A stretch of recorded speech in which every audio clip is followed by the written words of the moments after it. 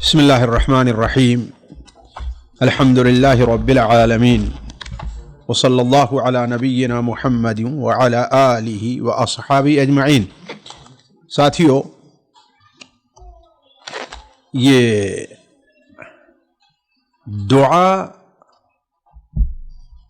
اور شرعی علاج جو ہے، اس کے بارے میں جو ہمارے معاشرے میں بہت سی کوتاہیاں اور بہت سے لوگوں کے جو آزار پائے جاتے تھے، امام ابن القیم رحمہ اللہ انہی آزار کا ذکر کر رہے تھے، جن میں سے اب تک تقریباً 6 یا 7 بلکہ 8 آزار کا عذر جو ہے امام ابن القیم نے ذکر کیا ہے کہ لوگ کسی کو اپنے نفس کا دھوکہ ہے، کوئی اپنے بزرگوں کے سہارے ہے، کوئی اللہ تبارک و تعالیٰ کے عفو اور رحمت کا سہارا لیے ہوئے ہے، کوئی اپنے خاندان کا سہارا لے کر کے گناہ کرتے جا رہا ہے اور اللہ تبارک و تعالیٰ سے توبہ اور استغفار نہیں کرتا۔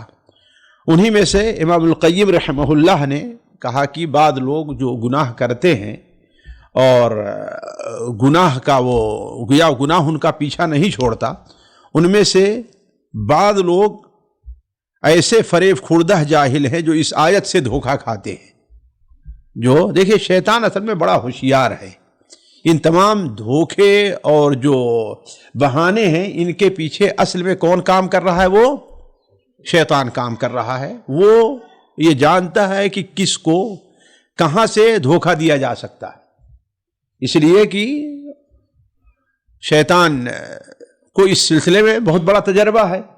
آج ہزار سال سے لوگوں کو دھوکہ دینے کا کام کر رہا ہے، تو وہ اچھی طریقے سے جانتا ہے کہ ہاں، عالم کو کہاں سے دھوکہ دیا جا سکتا ہے، جاہل کو کہاں سے، بچے کو کہاں سے، عورت کو کہاں سے، کسے کہاں سے دھوکہ دیا، تو اس بارے میں اسے بڑی مہارت ہے۔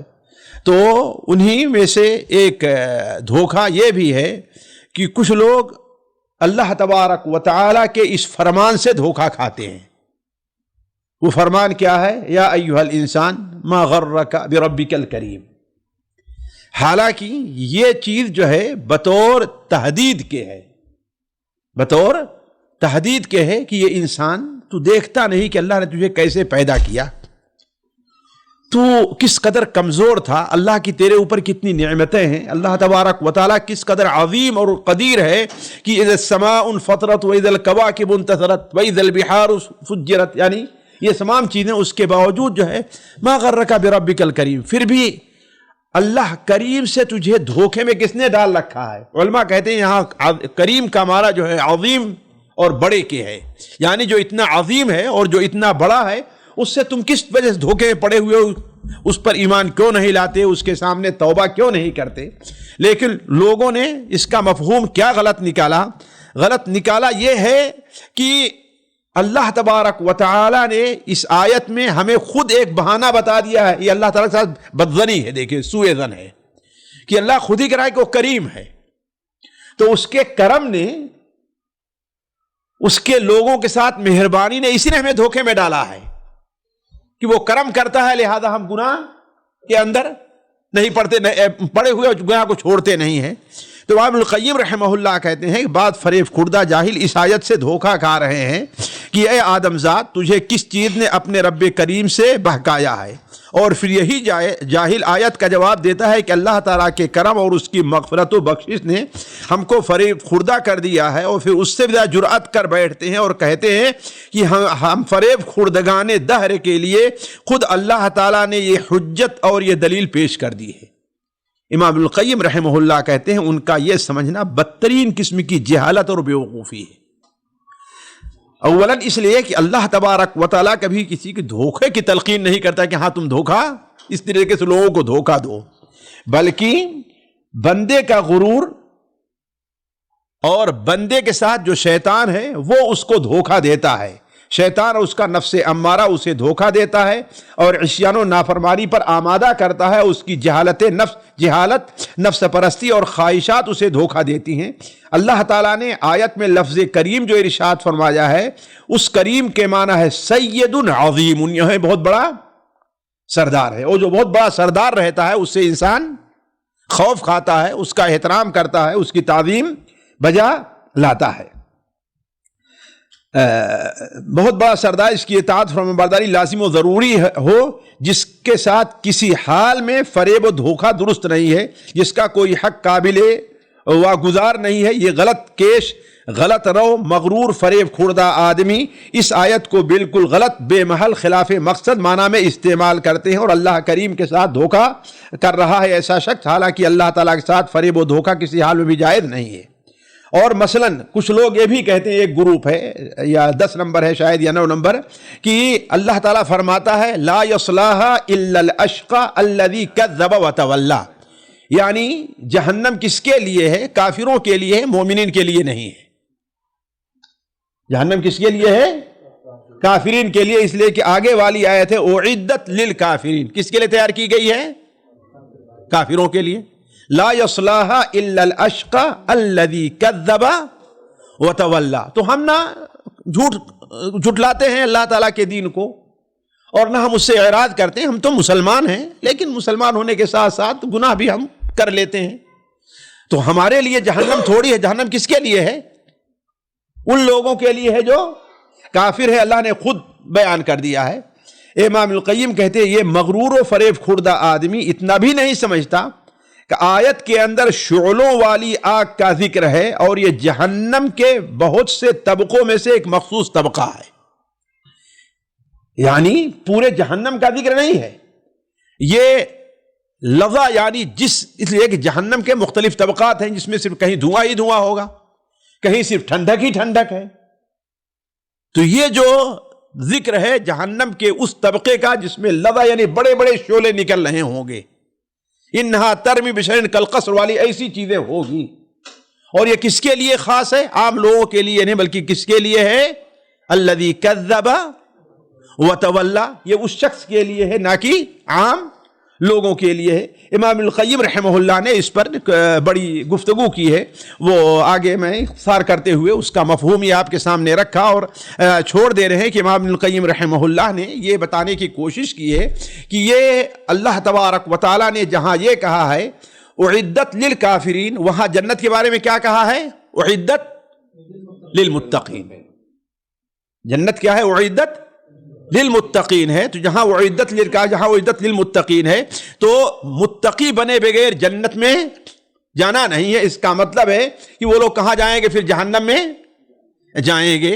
اور یہ جو خاص کیا گیا ہے اعدت للکافرین کو یا لا یصلاھا الا الاشقی کو، یہ اس اور خاص ان لوگوں کے لیے ہے جو کافر ہیں، البتہ مومنین کے لیے اور بھی اللہ تعالیٰ جہنم کو تیار کر رکھا ہے۔ آگے جو یہاں پر گناہوں کی معافی کا عنوان دیا ہے، یہ بات آ چکے ہیں کہ یہ عنوان امام القیم کی طرف سے نہیں ہے، یہ مترجم کی طرف سے ہے۔ اسے اس کا چھاپنے والے کو اس کا لحاظ رکھنا چاہیے تھا، لیکن انہوں نے نہیں رکھا۔ کچھ لوگ عاشورہ اور عرفہ کے دن روزہ رکھ کر دھوکے میں گمراہ ہو رہے ہیں، حتیٰ کہ بعض تو یہاں تک کہنے لگتے ہیں کہ عاشورہ کا روزہ سال بھر کے گناہوں کا کفارہ بن جاتا ہے اور عرفہ کے دن کے روزے کا اجر و ثواب بطور ذخیرہ جمع رہتا ہے۔ بطور ذخیرہ یعنی بھائی جب عاشورہ کا روزہ رکھ پچھلے سال گناہ معاف ہو گئے، سیوی میں رکھا ہوا ہے گناہوں کا، اور عرفہ کا روزہ ذخیرہ بن جائے۔ مگر افسوس یہ فریب خوردگان تمنا یہ نہیں سمجھتے کہ رمضان المبارک کے روزے اور پنجگانہ نمازیں عاشورہ اور عرفہ کے روزوں سے کہیں زیادہ عظیم المرتبہ اور عظیم القدر ہیں، لیکن یہ بھی ایک رمضان سے دوسرے رمضان اور ایک نماز سے دوسرے نماز کے درمیان کے گناہوں کا کفارہ اسی وقت ہے جب بندہ کبیرہ گناہوں سے اجتناب کرے، جب بندہ کبیرہ گناہوں سے اجتناب کرے۔ رمضان مبارک کے روزے اور جمعہ کے نماز بھی صغیرہ گناہوں کا کفارہ ہوتی ہیں، اور یہ بھی اس وقت ہوگا جب کہ کبائر سے اجتناب کیا جائے۔ تو جب رمضان کا روزہ عرفہ کے روزے سے افضل ہے، پنج وقتہ نمازیں عرفہ کے روزے عاشورہ کے روزے سے افضل ہیں، تو جب وہ کبائر کا کفارہ نہیں بن سکتی ہیں تو یہ کیسے کبائر کا کفارہ بنیں گے؟ یہ کبائر کفارہ کیسے بن سکتے ہیں؟ تو رمضان المبارک اور نماز جمعہ کی عظمت و تقدیس اور کبائر سے اجتناب، یہ دو قوتیں مل کر صغیرہ گناہوں کے کفارہ کی قوت پیدا کر لیتی ہیں۔ پھر یہ کیوں کر ممکن ہے کہ یہ نفلی روزے ان کبائر کا کفارہ ثابت ہوں جن کا ارتکاب ہو رہا ہے، جن پر اصرار کیا جا رہا ہے اور جن سے توبہ نہیں کی گئی ہے؟ یقیناً یہ امر محال اور ناممکن ہے، یہ امر محال اور ناممکن ہے۔ ابن القیم رحمہ اللہ نے اس پر بھی مختلف اعتبار سے لوگوں کو سمجھانا چاہا ہے اور یہ بات واضح کی ہے کہ اللہ تبارک و تعالی نے گناہ صغائر اور جو کبائر رکھے ہیں،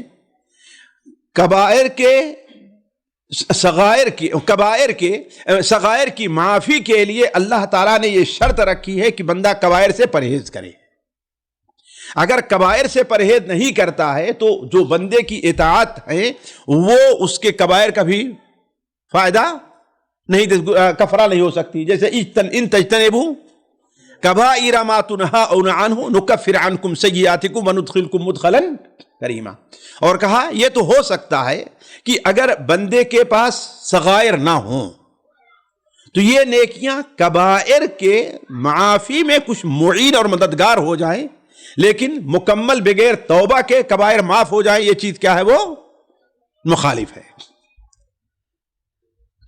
آگے امام القیم رحمہ اللہ ایک اور لوگوں کا جو دھوکہ ہے اس کو پیش کرتے ہیں کہ بعض لوگ اس حدیث قدسی پر تکیہ کر لیتے ہیں جو رسول اللہ صلی اللہ علیہ وسلم نے پروردگار عالم سے نقل فرمائی ہے کہ انا عند ظن عبدی بی فلیظن بی ما شاء، میں اپنے بندے کے ساتھ اپنے متعلق اس کے حسن ظن کے مطابق سلوک کرتا ہوں، یعنی بندہ جیسے میرے بارے میں گمان رکھتا ہے میں اس کے بارے میں ویسا ہی سلوک کرتا ہوں جیسا وہ چاہے مجھ سے گمان رکھے، یعنی میرے ساتھ اس کا جیسا گمان ہوگا ویسا ہی میں اس کے ساتھ پیش آؤں گا۔ وہ کہے کہ اللہ مجھے بخش دے، معاف کر دے اور جنت میں داخل کر دے، یا اللہ میرے اعمال بد کی بنا پر مجھے بخشے گا نہیں بلکہ جہنم میں پھینک دے گا، تو اللہ ویسا ہی کرے گا جیسا وہ خیال کرتا ہے۔ اور یہ امر یقینی ہے، کسی شبہ کہ اس میں گنجائش نہیں کہ حسن ظن اسی صورت میں پیدا ہوتا ہے جب کہ بندہ احسان اور نیکی کا پابند ہو،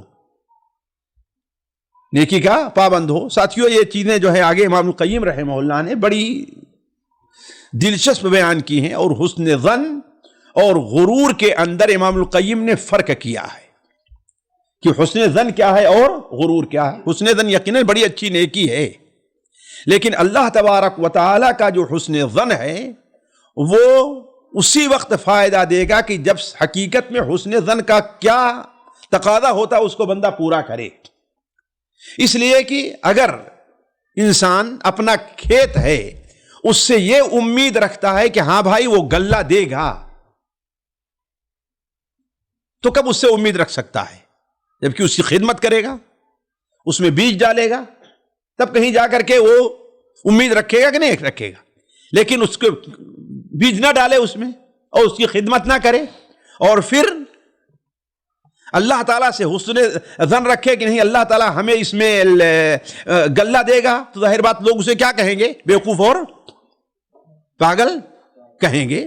تو یہ لمبی تقریر کی ہے امام القیم رحمہ اللہ نے، اور یہاں پر بعد سلف کا قول نقل کیا ہے، جیسے دیکھیں اگلے صفحے میں حضرت حسن بصری رحمہ اللہ کا قول نقل کیا، ان المؤمن احسن الظن بربه فاحسن العمل وان الفاجر اساء الظن بربه فاساء العمل۔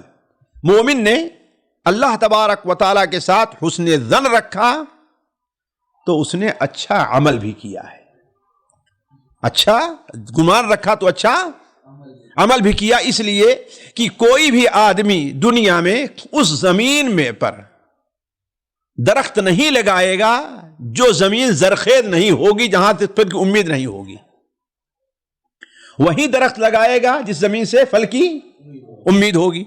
اسی کھیت میں بیج ڈالے گا جو کھیت بونے کے لائق ہوگا۔ ایسا کھیت جہاں پانی نہ ہو اور پانی کی امید نہ ہو، کوئی آدمی وہاں بیج ڈالے گا؟ نہیں ڈالے گا۔ تو جو انسان اللہ تعالیٰ سے حسن رکھے گا یقیناً وہ عمل کرے گا، اگر اللہ تعالیٰ سے حسن ظن نہ ہوتا تو عمل نہ کرتا۔ تو مومن نے اللہ تبارک و تعالی کے بارے میں حسن ظن رکھا تو اس نے اچھا عمل کیا، اور فاسق و فاجر اپنے پروردگار کے ساتھ برا گمان رکھا، اس لیے وہ بدعملی کا ارتکاب کرتا ہے، بدعملی کا ارتکاب کر رہا ہے۔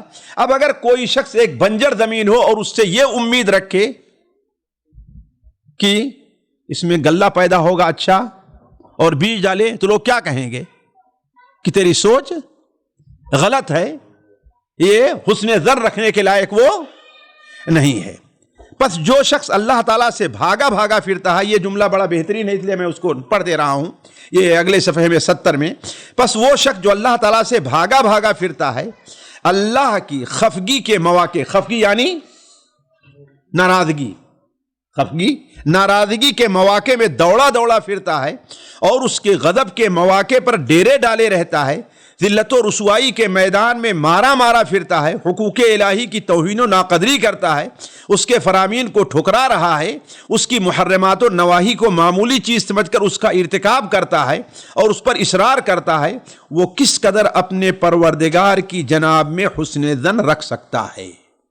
وہ شخص پروردگار عالم کے مقابلے میں اعلان جنگ کر رہا ہے، اولیاء اللہ اور اس کے رسول سے دوستوں سے دشمنی کر رہا ہے، اور اس کے دشمنوں سے دوستی کی گرہ باندھتا ہے، اللہ تعالیٰ کی ان صفات کمالیہ کا انکار کرتا ہے جو خود اللہ تعالیٰ نے اپنے لیے بیان کی ہیں اور اس کے رسول نے پیش کی ہے، اور اس طرح اس نے ذات الہی کے ساتھ سوء ظنی پیدا کر رکھی ہے۔ اس لیے کہ بہت سے فرقے والے ہیں جو اللہ تعالیٰ کے بارے میں، اللہ کی صفات کے بارے میں ان کا ایمان نہیں ہے، وہ اللہ تبارک و تعالیٰ کا نہ جیسے اللہ تعالیٰ کو نہ صفت کرم کا، نہ ہی اللہ تبارک و تعالیٰ صفت رحمت کا، نہ صفت رضا کا، اس کا اقرار نہیں کرتے، تو اللہ تبارک و تعالیٰ ان کے بارے میں کیسے اس کا سمجھا جائے کہ اللہ تعالیٰ ان کے ساتھ کیسا سلوک کرے گا؟ اور اس صفت کمالیہ کے متعلق یہ خیال قائم کر رکھا کہ اس کے ظاہری معنی ضلالت اور کفر ہے، بتلاؤ ایسا شخص پروردگار عالم کے ساتھ حسن ظن کیوں کر اور کس طرح رکھ سکتا ہے؟ بھلا وہ شخص کیوں کر اللہ تعالیٰ کے ساتھ حسن ظن رکھ سکتا ہے جو یہ سمجھتا ہے کہ اللہ تعالیٰ کلام نہیں کرتا، نہ کسی چیز کا حکم دیتا ہے، نہ کسی بات کی ممانعت کرتا ہے، نہ کسی بات سے راضی ہوتا ہے، نہ کسی بات سے خفا ہوتا ہے، اور حال یہ ہے کہ اللہ تعالیٰ ان لوگوں کے حق میں جو یہ خیال کرتے ہیں مخفی باتوں کو وہ نہیں فرماتا، یعنی یہاں تک بھی سمجھتے ہیں کہ اللہ تعالیٰ ہمارے باتوں کو نہیں سنتا۔ ایک لمبی تقریر کے بعد امام القیم رحمہ اللہ نے یہاں پر چند نصوص بھی پیش کیا ہے، یہ چیزیں میں چھوڑ دے رہا ہوں اس لیے کہ وقت اس کا ساتھ نہیں دے رہا ہے، کہ اللہ کے رسول صلی اللہ علیہ وسلم اور صحابہ کرام جو اللہ تبارک و تعالیٰ کے بارے میں اچھی معلومات رکھتے تھے، وہ اللہ تبارک و تعالیٰ کے بارے میں حسن ظن رکھنے کے ساتھ ساتھ کس قدر اللہ سے خوف کھاتے تھے، اللہ تعالیٰ سے خوف کھاتے تھے۔ یہاں پر ایک حدیث نقل کی ہے، یہ دیکھیں صفحہ 71 کے آخر میں، حضرت عروہ ابن زبیر اور سہل ابن حنیف، ابو امامہ سہل ابن حنیف فرماتے ہیں کہ میں اور عروہ ابن زبیر حضرت عائشہ رضی اللہ عنہ خدمت میں حاضر ہوئے، سیدہ عائشہ فرمانے لگیں ایک بار رسول اللہ صلی اللہ علیہ وسلم کی بیماری میں میرے پاس 6-7 دینار تھے، رسول اللہ صلی اللہ علیہ وسلم نے فرمایا کہ اللہ تعالیٰ کی راہ میں دے ڈالو، یعنی اسے خرچ کر دو۔ میں رسول اللہ صلی اللہ علیہ وسلم کی تکلیف اور آپ کی تیمارداری کی وجہ سے ایسا نہ کر سکی۔ یہ آپ صلی اللہ علیہ وسلم کے مرض الموت وفات کا یہ واقعہ ہے، نہ کر سکی حتیٰ کہ اللہ تعالیٰ نے آپ کو صحت عطا فرمائی۔ صحت ذرا کرنا مانا صحیح نہیں ہے، کچھ عافیت دی، آپ کو تھوڑا سا افاقہ ہوا، آپ کو تھوڑا سا سکون ہوا، اس لیے کہ یہ جس بیماری کا واقعہ اس کے بعد اللہ کے رسول صلی اللہ علیہ وسلم کو شفا نہیں، لیکن کبھی کبھار افاقہ ہوتا تھا۔ ہاں، صحت و عافیت کے بعد آپ صلی اللہ علیہ وسلم مجھ سے دریافت فرمایا کہ تم نے وہ دینار اللہ کی راہ میں دے ڈالے تھے؟ میں نے کہا نہیں، آپ کی بیماری اور تیمارداری کی وجہ سے میں ایسا نہیں کر سکی۔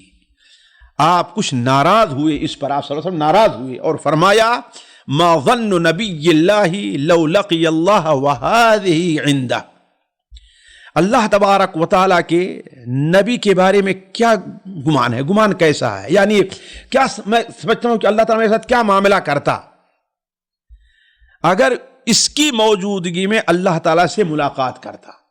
ایک دوسری روایت میں ہے کہ نبی اللہ کی جگہ محمد کہے، یعنی ما ظن محمد اللہم صلی علی محمد، اس وقت کیا ہوتا اگر اس حال میں اللہ سے ملاقات اس کے پاس موجود ہے، یعنی اللہ تعالیٰ ہم گویا کہ یہ چیز جبکہ حرام نہیں ہے، یہ چیز آگ پاس رہنا حرام، اس کے باوجود اللہ کے رسول اللہ تعالیٰ سے اتنا خوف کر رہے ہیں، تو اللہ کے رسول تو حسن ظن کے زیادہ حقدار ہے اللہ تعالیٰ سے نا، لیکن آپ نے یہاں حسن ظن نہیں، کیوں؟ اس لیے کہ اللہ تبارک و تعالیٰ نے آپ کو جو حکم دیا ہے اس کو خرچ کرنے کا۔ ذرا سوچو تو پھر یہ اصحاب کبائر اور ارباب ظلم و جور اللہ تعالیٰ کے حضور میں کیسے حسن ظن رکھ سکتے ہیں، جبکہ اللہ تعالیٰ کے بندوں پر ظلم کا بار گرا ان کے کندھوں پر لدا ہوا ہے، اور اللہ کے بندوں پر ظلم و جور کے پہاڑ توڑ رکھے ہیں۔ اگر ان کا یہ صرف زبانی دعویٰ کہ اللہ اے پروردگار ہم تجھ سے حسن ظن رکھتے ہیں انہیں نفع پہنچا سکتا، تو پھر نہ کسی ظالم کو سزا ہو سکتی ہے اور نہ کسی فاسق و فاجر کو اس کے اعمال بد کا بدلہ مل سکتا ہے۔ تب تو بندوں کو چاہیے کہ جو چیز چاہے کرتے رہیں، منہیات اور محرمات کا بے خوف و قدر ارتکاب کرتے رہیں، اور اللہ تعالیٰ کے ساتھ یہ حسن ظن لگائے رہیں کہ جہنم کی آگ انہیں چھوئے گی نہیں۔ سبحان اللہ، یہ فریب و دھوکہ بندوں کو کہاں سے کہاں پہنچا دے رہا ہے۔ تو امام القیم رحمہ اللہ یہ واضح کرنا چاہتے ہیں کہ یہ چیز اللہ تبارک و تعالیٰ کے ساتھ حسن ظن کے خلاف ہے کہ بندہ گناہ کرے۔ حسن ظن کا معنی یہ ہے کہ بندہ اللہ تبارک و تعالیٰ کی رضا کے لیے نیک اور اچھے عمل کرے۔ اس کے بعد امام القیم رحمہ اللہ نے گفتگو کرنے کے بعد چند آیات اور حدیثیں ذکر کی ہیں، چند آیات اور حدیثیں ذکر کی ہیں، ان میں سے ایک حدیث یا ایک آیات، بعض آیات اور بعض حدیث آپ کے سامنے میں رکھتا ہوں۔ دیکھیے امام القیم رحمہ اللہ نقل کرتے ہیں کہ اللہ تعالیٰ فرماتا ہے، اللہ کے رسول فرماتے ہیں الکیس من دان نفسہ وعمل لما بعد الموت والعاجز من اتبع نفسہ ہواها وتمنى علی اللہ الامانی۔ الکیس من دان نفسہ، عقل مند وہ ہے جو اپنے آپ کو حقیر سمجھے، یہ ترجمہ صحیح نہیں حقیر سمجھے کا، دانا کے معنی ہے قابو میں کرے، اپنے کنٹرول میں رکھے، یہ اصل معنی ہے، اپنے قبضے میں رکھے۔ اسی لیے بعض علماء نے دانا کا، شاید سنن ترمذی کے اندر موجود ہے، دانا کے معنی کہ حاسب نفسہ، حاسب نفسہ، جس نے اپنا محاسبہ کیا، یعنی اپنے نفس کا محاسبہ کرتا رہے۔ تو عقل مند ہے جو اپنے نفس کو قابو میں رکھے یا محاسبہ کرے اور مرنے کے بعد کی زندگی کے لیے عمل کرے، یہ عقل مند ہے۔ اور عاجز بے وقوف وہ انسان ہے جو اپنی خواہشات کے پیچھے مارا پھرے اور اللہ تبارک و تعالی سے بڑی تمنائیں رکھے۔ حاصل کلام یہ کہ حسن ظن تبھی پیدا ہو سکتا ہے جب کہ نجات کے اسباب پائے جائیں اور ہلاکت و بربادی کے اسباب پیدا کیے جائیں، تو حسن ظن پیدا ہی نہیں ہو سکتا، تو حسن ظن پیدا نہیں ہو سکتا ہے۔ اب ذرا سا یہ چیز آپ لوگوں کے پاس کتاب ہے تو پڑھ لیں گے، اب ہم آگے چلتے ہیں تھوڑا سا، جو اگلے والے صفحے میں دیکھیے کہ بڑی مفید چیز امام القیم نے لکھی ہے کہ یہ فصل اگرچہ طویل ہو گئی، یعنی جو کچھ ابھی ہم نے ذکر کیا اگرچہ طویل ہو گئی لیکن تم اسے طویل نہ سمجھنا۔ اگر آپ لوگوں کے اکتا جانے کا خطرہ نہ ہوتا، اس لیے کہ میں دیکھ رہا ہوں کہ کچھ لوگ جو ہے جو صبح جو نشاط تھی وہ نشاط ابھی باقی اصل میں ابھی تو ہے ماشاءاللہ، لیکن عصر کے بعد جو ہے لوگوں کو، ظہر کے بعد لوگوں کو وہ نشاط باقی نہیں تھی، لیکن ابھی تو ہیں ماشاءاللہ۔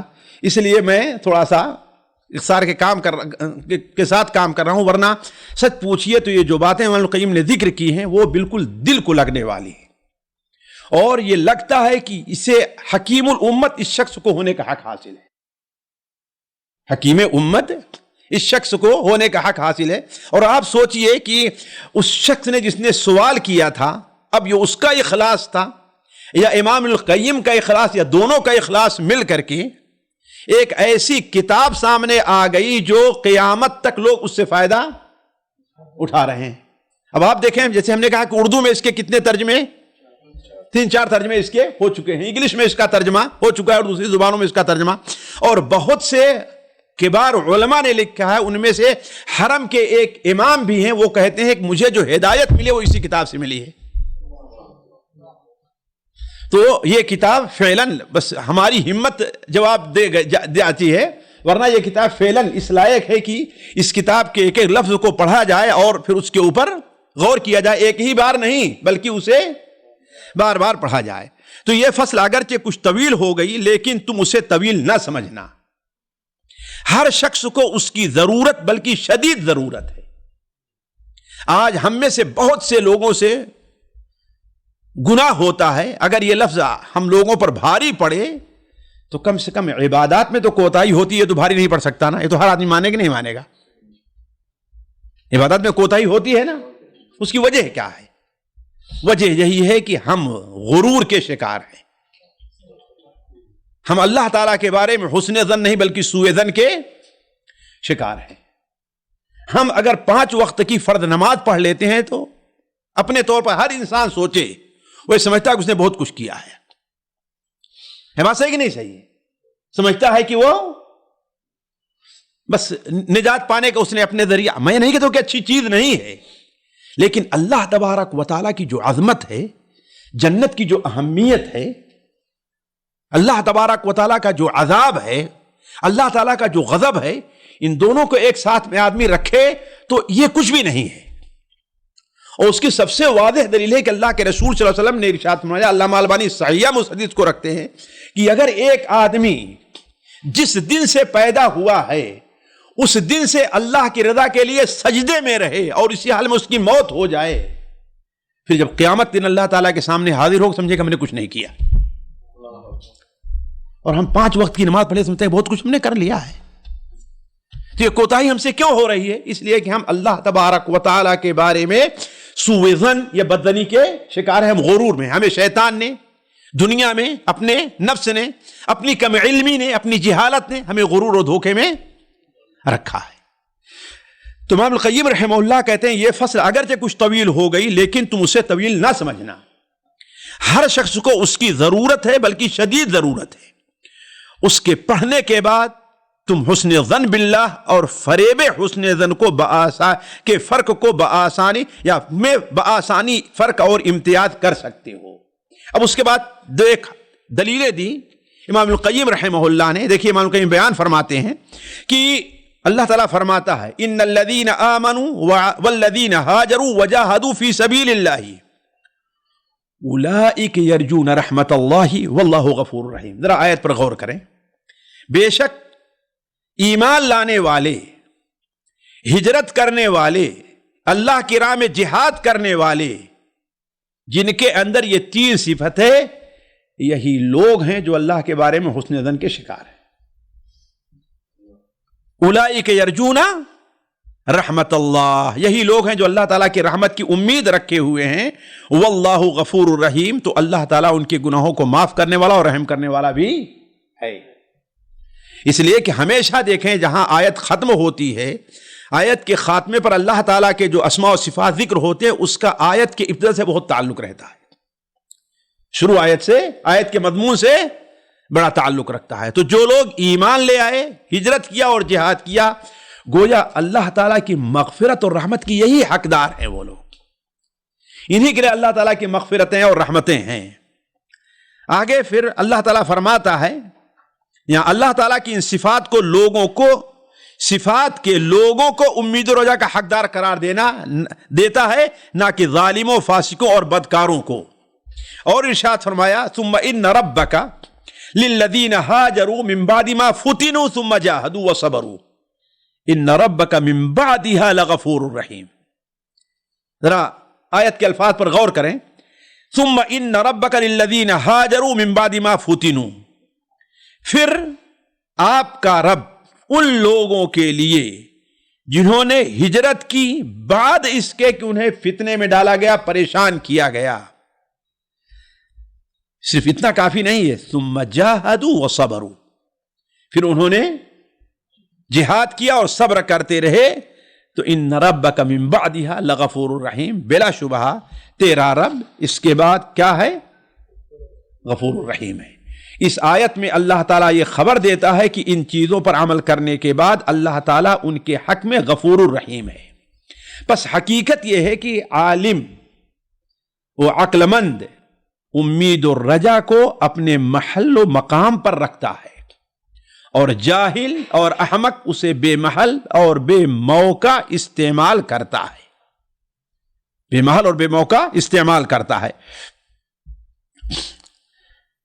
آگے امام القیم رکھتے ہیں کہ بہت سے جاہل صرف اللہ تعالیٰ کی رحمت اور اس کے عفو و کرم اور فضل کے اعتماد پر اللہ تعالیٰ کے اوامر و نواہی کو پامال کر دیتے ہیں. پامال یعنی اس کو ترک کر دیتے ہیں، اور یہ بات بھول جاتے ہیں کہ اللہ تعالیٰ شدید العقاب بھی ہے. مجرموں کو اس کے عذاب سے کوئی بچا نہیں سکتا. ولا يرد بأسه عن القوم المجرمین. جو شخص گناہوں پر اصرار کرتا ہے اور صرف عفو الہی پر اعتماد و تکیہ کرتا ہے، وہ در حقیقت معاند، منکر اور گمراہ ہے. معاند یعنی ڈٹھائی سے کام لینے والا، سینہ زوری جس کو کہتے ہیں نا، یہ ہے اصل میں عناد. یعنی غلطی بھی کر رہا ہے اور سینہ زوری سے بھی کام لے رہا ہے. سیدنا معروف کرخی ایک بہت بڑے صوفی اور بزرگ گزرے ہیں. فرماتے ہیں تم جس کی اطاعت و فرما برداری نہیں کرتے اس سے رحمت و فضل کی امید ذلت و رسوائی اور حماقت ہے. جس کی اطاعت نہیں کرتے اس سے اگر اس کی رحمت کے امیدوار ہو تو کیا یہ حماقت ہے. بعض علماء کہتے ہیں کہ جو ذات یہ چیزیں ہیں، چھوٹے چھوٹے جو رسائل بھیجتے ہیں موبائل پر، اس میں بھیجنے کے لائق ہے. جو ذات صرف 3 درہم کی چوری پر دنیا میں تمہارا ہاتھ کاٹنے کا حکم دیتی ہے، اس سے بے خوف نہ رہنا. اس سے بے خوف نہ رہنا چاہیے کہ وہ آخرت میں تمہیں اسی قسم کا عذاب بھی دے سکتی ہے. جو اس دنیا میں 3 درہم پر ہاتھ کاٹ سکتی ہے، ذرا سوچیں، ہے کہ نہیں ہے؟ تو وہ آخرت میں اس سے بڑا عذاب بھی تم کو دے سکتی ہے. حسن بصری جو بڑے مشہور عالم بزرگ گزرے ہیں، بلکہ سچ پوچھا جائے تو روایت حدیث کے لحاظ سے یہ کوئی زیادہ قابل اعتماد نہیں ہوتے، الا یہ کہ وہ کہے کہ ہم نے سنا یا ہم نے وہ کیا ہے. اس کی مختلف وجوہات ہیں، لیکن فعلاً اگر ان کے کلام، ان کی باتیں آپ پڑھیں تو ایسا لگتا ہے کہ یہ باتیں مصدر نبوت سے نکل رہی ہیں. اسی لیے علماء کہتے ہیں کہ حسن بصری کے جو اقوال ہیں اس کے اوپر جو ہے ایک گویا کی نبوت کی ایک نور پایا جاتا ہے. وہ یعنی ایسی ہی باتیں ہیں جو عموماً نبیوں سے، پرانے نبیوں سے گزرتی ہوئی چلی آئی ہیں. تو امام حسن بصری کو اس ناحیے سے انسان نہ چھوڑ دے کہ ہاں بھائی وہ تدلیس اور یہ کرتے ہوں تو الگ معاملہ ہے، لیکن ان کی جو نصیحتیں ہوا کرتی ہیں وہ بڑی کام کی. بلکہ اب تو یہاں پر بعض اہل علم نے عربی میں ایک جلد میں ایک کتاب ہی لکھی ہے حضرت حسن بصری کے جو نصائح اور جو اقوال ہیں. تو حضرت حسن بصری سے پوچھا کیا وجہ ہے کہ ہم تمہیں اکثر روتا ہوا ہمیشہ، یہ ذرا صحیح نہیں بلکہ ہمیشہ اکثر روتا ہوا ہی دیکھتے ہیں، یعنی ہم دیکھتے ہیں کہ آپ ہمیشہ روتے رہتے ہیں. انہوں نے جواب دیا مجھے خوف ہے کہ اللہ تعالیٰ کہیں مجھے آگ میں نہ جھونک دے اور پرواہ بھی نہ کرے. یہ اقوال ذکر کر کے اللہ کے رسول کا ذکر کا عمل ذکر کیا. پھر اقوال، پھر علماء کے حالات کی، علماء کس طریقے سے اللہ تبارک و تعالیٰ سے کا خوف رکھتے تھے، حسن ظن کے شکار نہیں تھے. کسی نے حضرت حسن بصری سے پوچھا اے ابو سعید، ہم ایسے لوگوں کے پاس بیٹھا کرتے ہیں جو ہمیں سخت خوف زدہ کر دیتے ہیں.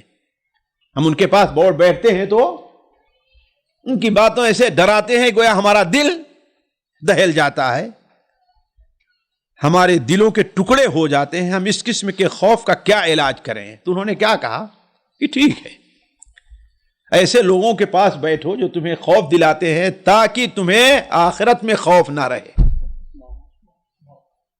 یہ ایسی چیزیں جو ہم نے پہلے کہا کہ چھوٹی سی ہیں، جیسے آپ لوگ میسج وغیرہ کرتے ہیں نا لکھ کر کے بھیجنے کے لیے، اس لیے ہم نے کہا کہ یہ چیز آپ لوگ توجہ دیں تاکہ اس مجلس کا کچھ فائدہ بھی دوسروں کو، صرف آپ ہی تک نہ رہے بلکہ دوسروں کو ہو بھی.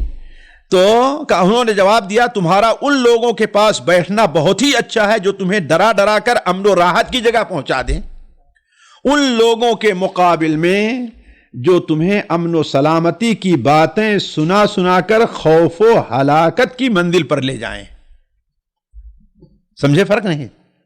یعنی اس دنیا میں تمہیں امن، ارے اللہ غفور الرحیم ہے، کیوں پریشان ہوتے ہو، یہ ہے وہ ہے، اور آخرت میں جاؤ تو پھر تم ہلاک ہو جاؤ۔ اس سے تو بہتر یہ ہے نا کہ اس دنیا میں تم ڈرتے رہو، خوف کھاتے رہو، اس لیے کہ اللہ کے رسول صلی اللہ علیہ وسلم کی حدیث ہے، حدیث قدسی، کہ لا اجمع علی عبدی امنین و خوفین، میں اپنے بندے پر 2 امن اور 2 خوف جمع نہیں کروں گا۔ لا اجمع علی عبدی امنین و خوفین، میں اپنے بندے پر 2 امن اور 2 خوف جمع نہیں کروں گا۔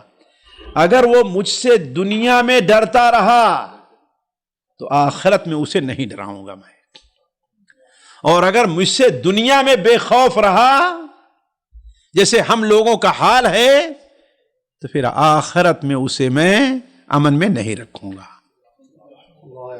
یہی چیز ہے، اس لیے ہم نے کہا تھا حضرت بصری رحمہ اللہ کے اقوال آپ دیکھیں گے تو ایسا لگتا ہے کہ مشکات نبوت سے نکل رہے ہیں، مشکات نبوت سے نکل رہے ہیں۔ اب یہاں سے امام القیم رحمہ اللہ، جیسے ہم نے شروع ہی میں کہا تھا کہ جب وہ دلائل پیش کرنا شروع کرتے ہیں تو ایسا لگتا ہے کہ دلائل کی بارش ہو رہی ہے، دلائل کی بارش ہو رہی ہے۔ امام القیم رحمہ اللہ نے یہاں سے لے کر کے آگے کئی صفحات تک صرف حدیثیں نقل کی ہیں، بس اور کچھ نہیں، صرف حدیثیں اللہ کے رسول صلی اللہ علیہ وسلم کی، اور زیادہ تر حدیثیں صحیح ہیں، زیادہ تر حدیثیں صحیح ہیں۔ تقریباً 33 یا 35 حدیثیں ہیں، کتنا؟ 33 یا 35 حدیثیں ہیں، وہ صرف ترہیب سے متعلق تقریباً ہیں بس، یعنی خوف دلانے سے متعلق، جس سے مقصد یہ ہے کہ لوگ لاپرواہی کی وجہ سے غرور اور دھوکے کے اندر نہ رہیں۔ ان میں سے سب حدیثیں تو نہیں، البتہ یہ ہے کہ بعض حدیثیں میں آپ کے سامنے پڑھ کر کے سناتا ہوں۔ دیکھیے پہلی حدیث جو انہوں نے ذکر کی ہے، اور پہلی اور دوسری حدیث ساتھیوں یہ بڑی عبرتناک ہے۔ پہلی حدیث حضرت اسامہ ابن زید، یہ اللہ کے رسول صلی اللہ علیہ وسلم کے کون ہیں؟ اسامہ ابن زید خادم، وہ منہ بولے بیٹے کے بیٹے، حب رسول اللہ صلی اللہ علیہ وسلم، صحیح کہا، حب رسول اللہ صلی اللہ علیہ وسلم، اللہ کے رسول صلی اللہ علیہ وسلم کے محبوب کے بیٹے محبوب، حب ابن حب رسول اللہ صلی اللہ علیہ وسلم، اس لیے کہ آپ صلی اللہ علیہ وسلم کو ان دونوں باپ بیٹے سے بڑی اسامہ ابن زید ابن حارثہ رضی اللہ تعالی عنہما۔ تو اسامہ ابن زید بیان کرتے ہیں کہ میں نے رسول اللہ صلی اللہ علیہ وسلم زبان مبارک سے سنا کہ آپ نے فرمایا قیامت کے دن ایک آدمی کو بلایا جائے گا اور اسے آگ میں جھونک دیا جائے گا، اللہ تعالی حفاظت فرمائے۔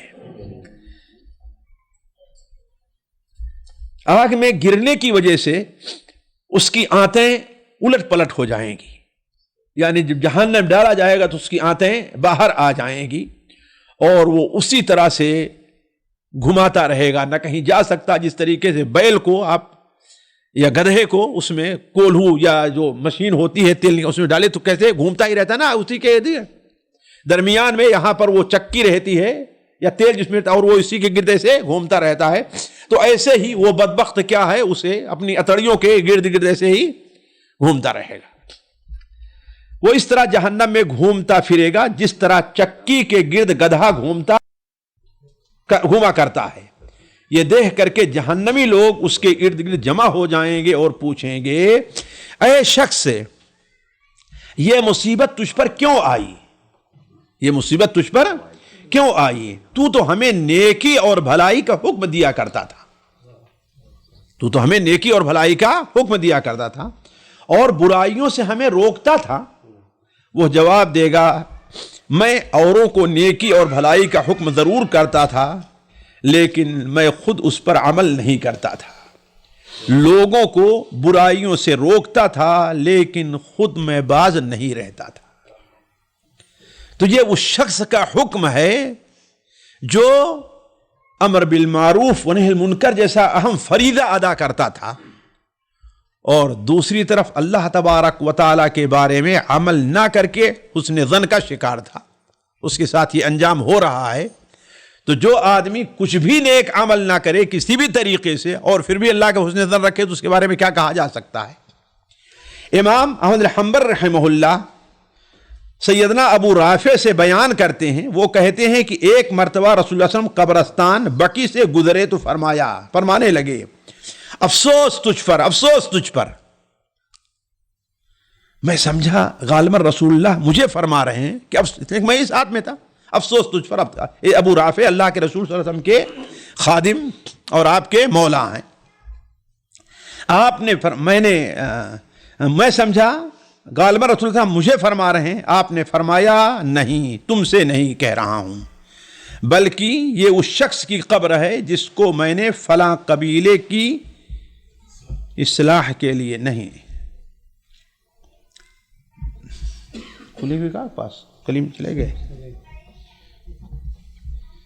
ہمارے خیال سے بعثتہ ساعیا علی آل فلان، بعثتہ ساعیا علی آل فلان، فلاں کے پاس ہم نے اسے صدقات زکوٰۃ اصول کرنے کے لیے بھیجا تھا۔ ولكن هذا قبر فلان بعثته ساعيا على آل فلان، ساعیا علی آل فلان، فلاں ہے جسے ہم نے زکوٰۃ اصولی کے لیے بھیجا تھا، اس نے غنیمت کے مال میں سے ایک کمبل اٹھا لیا تھا۔ کیا ساتھیو؟ ایک کمبل اٹھا لیا تھا۔ اس وقت اس کو اس کمبل کے برابر آگ میں چادر پہنے، یعنی جتنا کمبل تھا اتنی چادر پہنائی گئی ہے۔ یعنی ذرا سوچیں، یہ اس شخص کی مثال ہے جو صحابی تھا، ذرا سوچیں کیا تھا؟ صحابی ہے کہ نہیں؟ اللہ کے رسول سے یہ اتنی بڑی نسبت تھی کہ آپ نے اس پر اعتماد کیا، ذرا سوچیں آپ، تبھی تو آپ نے بھیجا اس کو نا، اگر قابل اعتماد نہ ہو تو آپ بھیجتے۔ اور اس نے جو ہے ایک کمبل لے لیا۔ ساتھیو، یہ ان لوگوں کے لیے حدیث بہت بڑی باعث عبرت ہے جو خیری اداروں کے ذمہ دار بنے ہوئے، جو خیری اداروں کے لیے کام کرتے ہیں، خیری اداروں کے لیے، اور اپنے لیے اس میں سے اپنی طور پر بغیر لوگوں سے مشورہ کیے ہوئے اپنے طور پر نسبہ متعین کر لیتے ہیں، اور شیطان انہیں کس طرح دھوکے میں رکھتا ہے، ان کا نفس کس دھوکے میں رکھتا ہے، ارے بھائی تم اتنی محنت کرتے ہو، کیا کرو گے؟ تو آخر تمہارے بچے بھی تو ہے نا، تمہارے وہ بھی تو ہیں نا۔ ساتھیو، ہم دیکھتے تھے کہ ہمارے علماء سالہ سال تک مسجد کے ناظم، مسجد کے متولی، مدرسے کے ناظم، جمعیت صدر رہا کرتے تھے، لیکن ان کے پاس کہیں ایک کمرہ بھی نہیں بن پاتا تھا۔ اور آج کیا صورتحال ہے؟ یہ شخص ایک چادر کی وجہ سے جہنم میں جل رہا ہے، تو وہ لوگ اللہ تعالیٰ کو کیا جواب دیں گے؟ ذرا سوچیں، کیا جواب تیار کر رکھا ہے ان لوگوں نے؟ اس کے بعد حدیث سیدنا انس بیان کرتے ہیں کہ رسول اللہ صلی اللہ علیہ وسلم نے فرمایا، معراج کی شب مجھے ایسے لوگوں پر گزارا گیا جن کے لب آگ کی کینچیوں سے کاٹے جا رہے تھے، تقرض شفاہم بمقاریض من نار، او کما قال علیہ الصلوۃ والسلام، ان کے ہونٹوں کو آگ کی کینچیوں سے کاٹا جا رہا تھا۔ میں نے فرشتوں سے پوچھا یہ کون سے لوگ ہیں؟ فرشتوں نے کہا یہ آپ کی امت کے، یہ نہیں کہا کہ امت کے یا دنیا کے، آپ کی امت کے، یعنی کوئی مسلمانوں میں سے ہے کہ نہیں ہے؟ آپ نے کیا کہا؟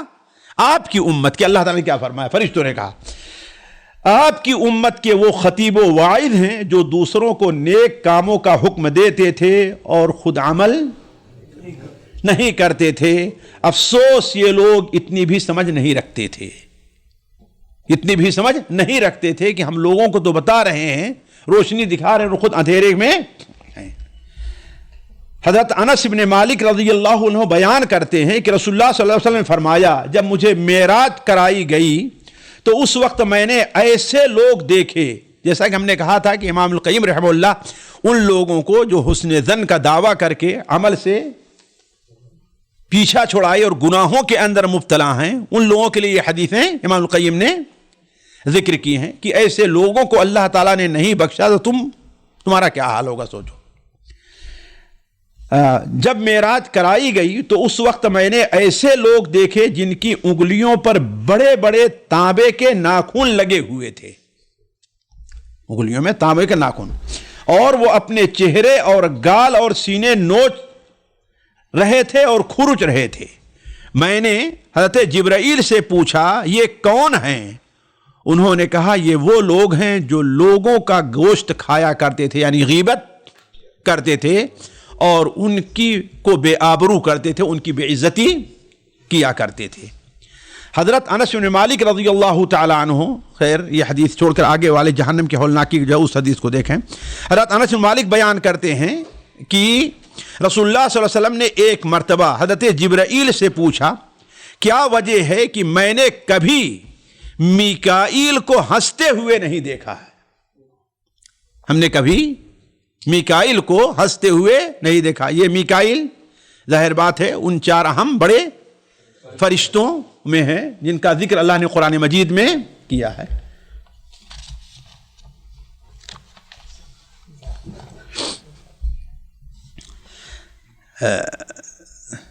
میں نے کیا وجہ ہے کہ میکائیل کو ہنستے ہوئے نہیں دیکھا؟ حضرت جبرائیل علیہ السلام نے فرمایا جب سے جہنم پیدا کی گئی ہے وہ کبھی ہنسے نہیں ہے۔ جب سے جہنم پیدا کی گئی ہے، حالانکہ معلوم ہے کہ وہ مکلف اس ناحیے سے نہیں ہے کہ انہیں جنت یا جہنم میں جانا ہے، لیکن پھر جب اتنے مقرب ہو کر کے اللہ کا یہ خوف رکھ رہے ہیں جنہوں نے ایک پل جھپکنے تک کے لیے اللہ کی نافرمانی نہیں کی، پل جھپکنے تک کے لیے، ہے بات صحیح کہ نہیں صحیح ہے؟ جب انہیں اللہ تبارک و تعالی کی آگ کا اتنا خوف ہے اور ہم گناہوں پر گناہ کیے جائیں پھر بھی اللہ تعالیٰ سے حسن ظن رکھیں تو ہمارا حسن ظن کہاں کس کام آنے والا ہے۔ حضرت انس بن مالک بیان کرتے ہیں کہ رسول اللہ صلی اللہ علیہ وسلم نے ارشاد فرمایا وہ لوگ جن پر دنیا میں اللہ تعالیٰ نے بڑے بڑے انعامات کیے تھے اور وہ جہنم کے حقدار تھے ان کو بلایا جائے گا، حالانکہ یہ ترجمہ زیادہ مناسب نہیں ہے، یوتا بانعم اہل الجنہ، جنتیوں میں سے اہل النار، بانعم اہل النار، جہنمیوں میں سے جو دنیا میں سب سے زیادہ بہتر یعنی بہت نعمتوں کے اندر پلا انسان تھا۔ ایک واحد کا ترجمہ لیکن انہوں نے جمع کا ترجمہ کیا ہے، کوئی بات نہیں۔ جن لوگوں پر دنیا میں اللہ نے بڑے بڑے انعامات کیے تھے وہ جہنم کے حقدار تھے، ان کو بلایا جائے گا اور انہیں جہنم کے اندر ایک چکر دیا جائے گا، چکر نہیں بلکہ غوطہ، یہ نہیں ہے کہ ہاں انہیں گھومنے دیا گیا، بس ایسے گئے اور نکال لیا، ڈبکی دے دی جی۔ پھر ان سے پوچھا جائے گا اے آدم کے بیٹے تم نے کوئی بھی خیر و بہتری اور کوئی بھی نعمت آج تک دیکھی ہے؟ وہ جواب دیں گے اے پروردگار قسم تیری ذات کی ہم نے کبھی کوئی نعمت نہیں دیکھی۔ اس کے بعد ان جنتیوں کو لایا جائے گا یا اس جنتی کو لایا جائے گا جو دنیا میں سب سے زیادہ نامراد تھا اور تکالیف میں دن گزارے تھے، اور انہیں جنت میں ایک چکر لگوایا جائے گا۔ پھر پوچھا جائے گا اے آدم کے بیٹو کیا تم نے کبھی کوئی تکلیف اٹھائی ہے؟ وہ جواب دیں گے اے پروردگار قسم تیری ذات یعنی قسم کھا کر کے ہم پر کوئی مصیبت نہیں آئی، نہ ہم نے کوئی تکلیف دیکھی ہے۔ اس کے بعد امام القیم رحمہ اللہ نے حضرت برا ابن عازب کی وہ لمبی حدیث ذکر کی ہے جس کے اندر اللہ کے رسول صلی اللہ علیہ وسلم نے موت سے لے کر کے روح قبض کرنے سے لے کر کے آپ صلی اللہ علیہ وسلم نے قبر میں عذاب و نعیم کا تذکرہ فرمایا ہے کہ نیک لوگوں کی روحیں، بار بار آپ لوگوں نے حدیث سنے ہو برا ابن عازب کی ہے، نیک لوگوں کی روحوں کے فرشتے کس طریقے سے اور ان کے ساتھ قبر میں کیا ہوتا ہے، ہے نا. یہ حدیث بھی ترغیب اور ترہیب کے لیے بہت اہم ہے، اور چونکہ طویل ہے اس لیے میں اس کا ذکر نہیں کرتا، آپ لوگ اس کو پڑھ لیں گے یا بار بار سنے ہوئے ہیں. آگے چلتے ہیں. صفحہ 82 میں سیدنا انس بیان کرتے ہیں، یہ بات غلط ہے بلکہ برا ابن عازب بیان کرتے ہیں، ہونا چاہیے، غلطی سے لکھ اٹھا ہے. برا ابن عازب بیان کرتے ہیں کہ ہم ایک مرتبہ، اس لیے کہ اصل میں یہ ہے کہ وفی المسند ایضا عنہ، اس سے پہلے برا ابن عازب کی حدیث گزری ہے نا، تو وفی المسند ایضا عنہ، مسند ہی میں انہی سے ہے، کس سے؟ گویا برا ابن عازب سے ہے، تو برا ابن عازب ہونا چاہیے. برا ابن عازب بیان کرتے ہیں کہ ہم ایک مرتبہ رسول اللہ صلی اللہ علیہ وسلم کے ہمراہ کہیں جا رہے تھے، یکایک آپ کی نگاہ ایک مجمع پر پڑی. سالیو یہ حدیث باعث عبرت ہے اور ہمیشہ سامنے رکھنے کی ہے، اور یہ حدیث بھی ان حدیثوں میں ہے جسے بطور میسج کے لوگوں کو بھیجا جا سکے. یا آپ کو کہیں اگر قبرستان کسی دفن کا معاملہ ہو، ساتھی ہوں، تو قبر کے بعد کھڑے ہو کر کے اس حدیث کو پیش کرنا بڑی اہم ہے.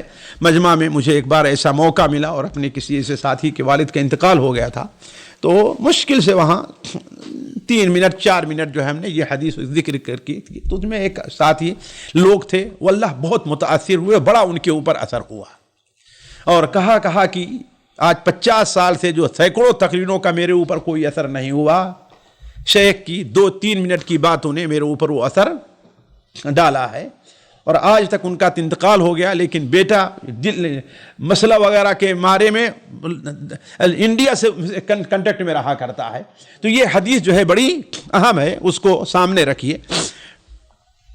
تو حضرت برا ابن عازب بیان کرتے ہیں کہ ایک مرتبہ ہم رسول اللہ صلی اللہ علیہ وسلم کے ہمراہ کہیں جا رہے تھے کہ یکایک آپ کی نگاہ ایک مجمع پر پڑی، یعنی لوگ کہیں اکٹھا ہیں. آپ نے فرمایا یہ کون لوگ ہیں، کیوں جمع ہیں، کیوں لوگ کہاں جمع ہیں؟ جواب دیا گیا قبر کھود رہے ہیں، قبر کھود رہے ہیں. دیکھیے اس کے بعد سے جتنی حدیثیں میں دیکھ رہا ہوں کسی حدیث کا حوالہ نہیں ہے، حالانکہ امام القیم رحمہ اللہ نے اپنی کتاب عربی میں جو ہے ایک حوالہ دیا ہے، لیکن مترجم نے یہاں تو نہیں دیا، البتہ اس کو نیچے لکھنے پر اکتفا کیا ہے، جبکہ ترجمہ کے اندر یہ ہونا چاہیے کہ ترجمہ انہی الفاظ میں ہو جو الفاظ مؤلف کے ہوتے ہیں. فرمایا کون لوگ ہیں، کیوں جمع ہوئے ہیں؟ جواب دیا گیا قبر کھود رہے ہیں. کیا فرمایا گیا؟ قبر کھود رہے ہیں. یہ سن کر آپ گھبرائے اور نہایت تیز رفتاری سے صحابہ سے آگے ہو گئے اور قبر تک پہنچے اور گھٹنوں کے بل بیٹھ گئے. قبر تک پہنچے اور گھٹنوں کے بل بیٹھ گئے.